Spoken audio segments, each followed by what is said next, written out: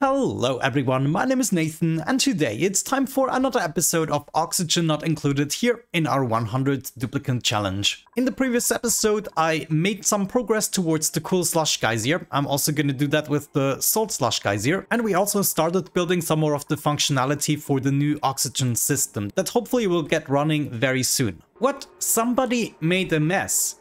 Ooh, this didn't happen in a while. What's going on? Why didn't you do it in the pooper? Oh well, I guess it doesn't matter too much. Maybe let's just mop up the part here that fell to the bottom. The stuff here at the top is actually giving my dupes some more oxygen, so I don't really mind. The new polluted water is still dropping down here. We can see it is having an effect in terms of temperatures, and the polluted water here is already going below the 30 degrees mark. Not bad. Right here at the bottom of the base, I also would like to set up an insulating layer, even here below the farms. Right now, a little bit of heat of this biome here is seeping through, which is way too much for my plant life. You know, another something that I noticed is we have these grapefruit seeds and we have these plants that need to be planted. Even at priority 7, they don't do it. And I noticed they do it if I save and then go ahead, reload the game. Not sure what's up with that. Looks like I forgot to boost the eggs again. So we're gonna enable this guy and look at that. Yeah, it actually worked. Now they immediately planted it.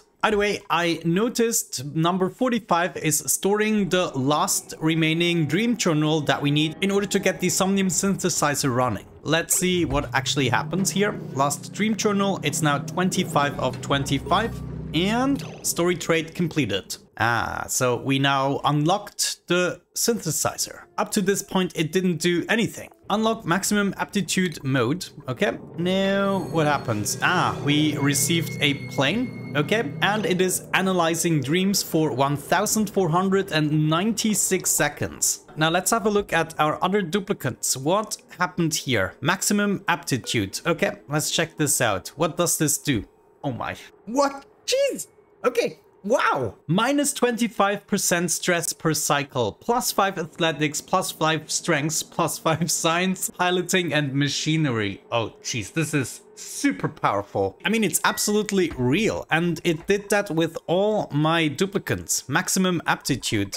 Check this out. Oh, this is absolutely incredible. This is going to be so useful, and all I had to do was sacrifice 6 of my weakest dupes. Now, the only thing we need to make sure is that we actually feed it some oxygen, and I wasn't quite ready for that. I just wanted to get it running. Yeah, it cannot keep on analyzing the dreams, and that also means we are losing the buff. So we truly have to feed it oxygen. How much? Well, I guess we're gonna find out. There's some oxygen here. I guess if we just set up a pump, maybe there, we should be good.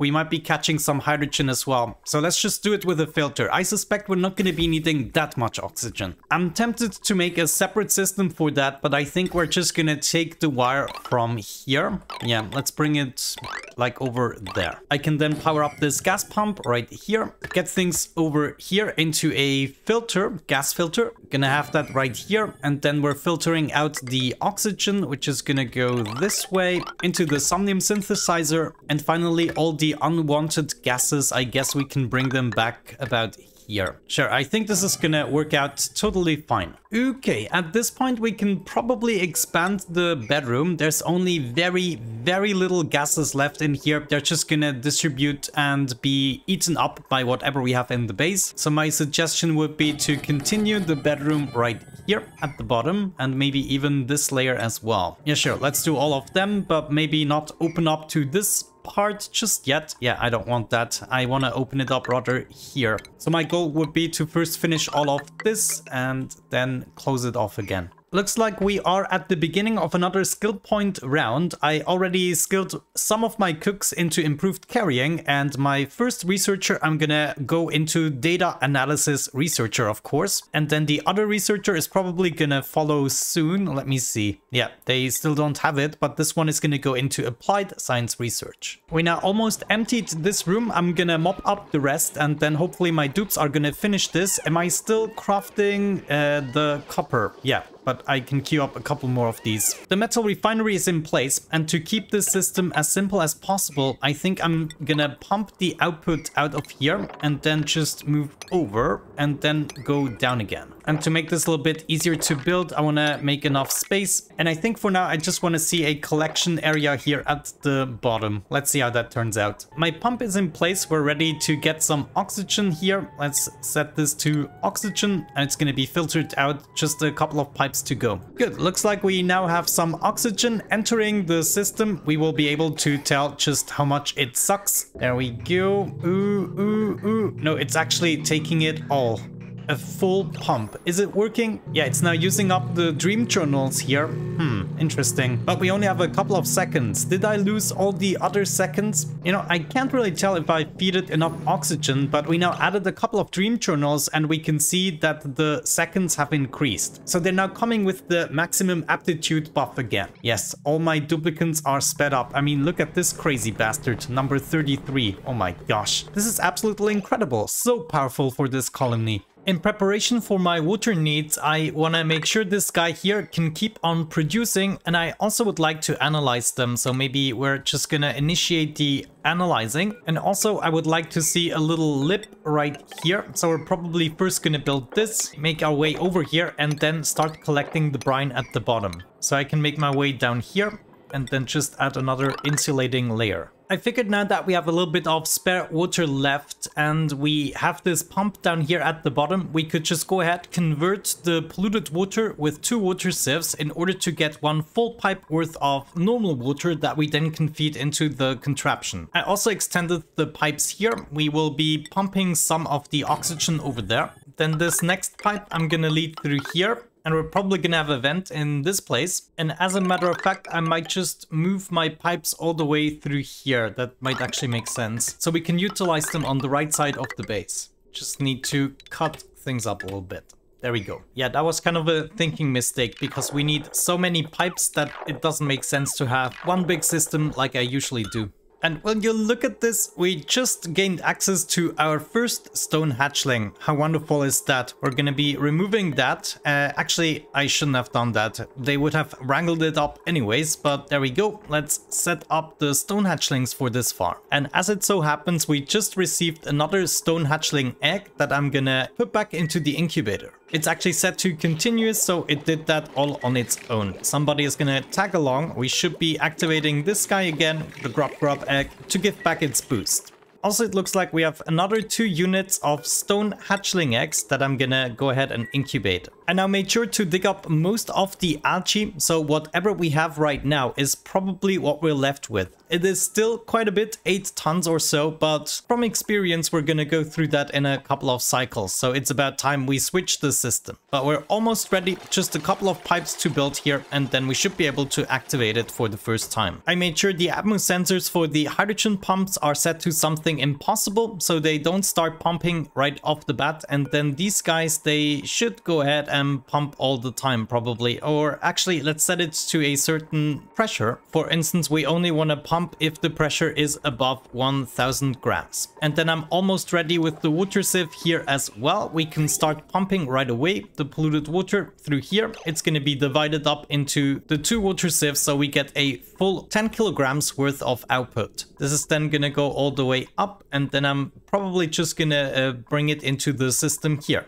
Right? Now, how does it look in terms of germs? Yeah, this is actually pretty good polluted water because we have no germs. We don't really have to deal with that. Now, the only problem is going to be the cooling. I kind of had to implement something here. Well, that was not actually it. There, I wanted to wiggle them down here in order to actually make them go through a cooling system. Right now, we don't really have access to the cooling system. We will have to build an aqua tuner, but we will get to that in the next episode. For now, we're just going to deal with the fact that the oxygen is going to be a little bit on the hotter side, but eventually I want to have a simple cooling solution here with a bunch of radiant pipes, and then we're just going to make a little encasement here. So eventually I'm going to be filling this up with a cooling loop and metal tiles, and we are just going to take the chill from the biome, for instance. I was also thinking about bringing all the pipes up, but right now I don't even have enough igneous rock to do that. And if I bring the pipes, well, actually we could try it and then over time replace it with igneous rock. That might even be better. You know what? I think that might be better because we're kind of in a hurry to get this done, right? So what if I just take normal granite pipes and then move them all the way up through the base into the cold biome in order to chill down the oxygen? This would actually be a faster solution, and maybe in the future, if we have the time, we're gonna switch it. But we're gonna have to do this for all of the pipes here, which is a lot of pipes. Okay, we are about ready to test things out. At least I want to get things rolling just a little bit in order to start distributing the oxygen and hydrogen to the correct spots. And I think in order to kickstart the system, maybe we're just going to hook up 2 of these manual generators like so. And then I started connecting this with a heavy watt joint plate. And what I would like to see is my CO2 being pumped out right here. And then we're just gonna release it.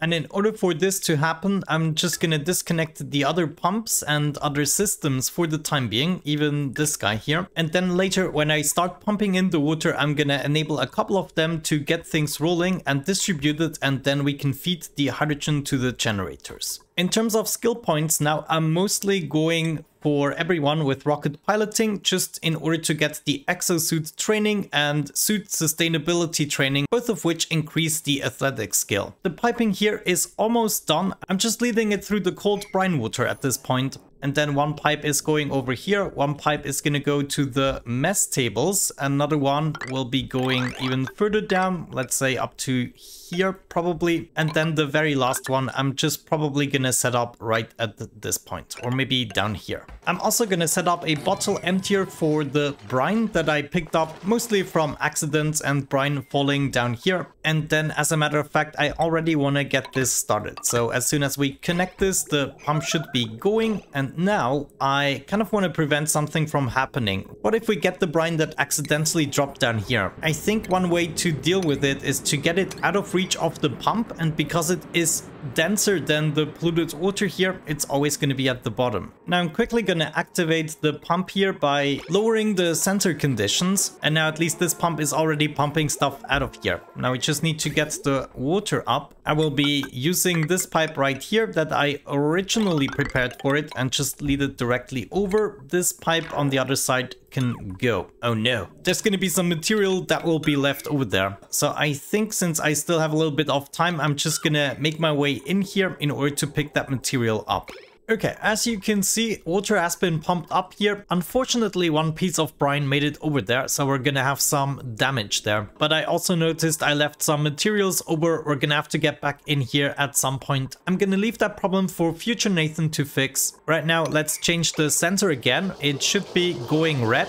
Just like that, and now we want to activate one of these electrolyzers, or a couple of them actually. Let's do about 3 and just see where things are going. We should be producing some hydrogen and oxygen, and then it's just going to distribute evenly, hopefully. And of course there's still going to be some carbon dioxide left, and maybe natural gas and polluted oxygen apparently, but we're going to deal with all that. Once we have enough hydrogen, it should all be up there. Now the excess water I quickly want to use in order to fill up the toilet. It just doesn't go quick enough, in my opinion. So I'm just allowing a bunch of water to pass through here. Maybe that's already going to be enough to kickstart things better. I also started with the deconstruction of a couple of oxygen diffusers now that we're going to switch the system in hopefully less than a cycle. I don't know yet. This is actually already good enough for me to start pumping things out. We're going to hook up the first pump again. Let's just disable this guy. And now I'm pumping some of the carbon dioxide out. And it looks like the natural gas is also going to stick below the oxygen layer. It's just the polluted oxygen that might be an issue. Oh, looks like we have reached max gas pressure here. That means, yeah,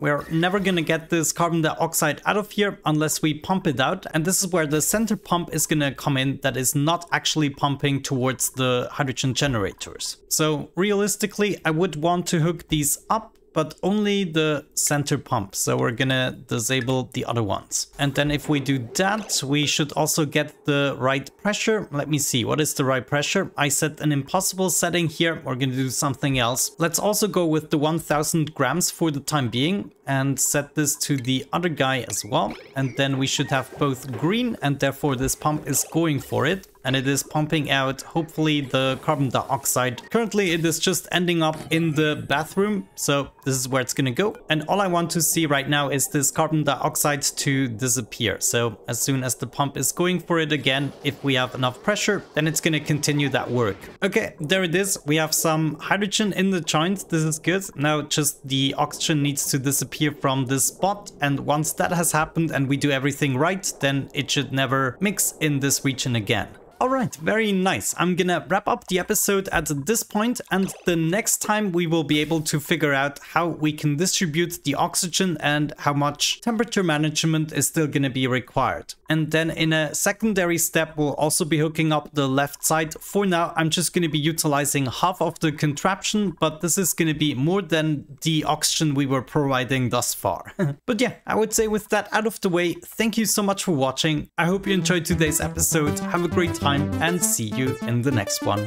Bye bye.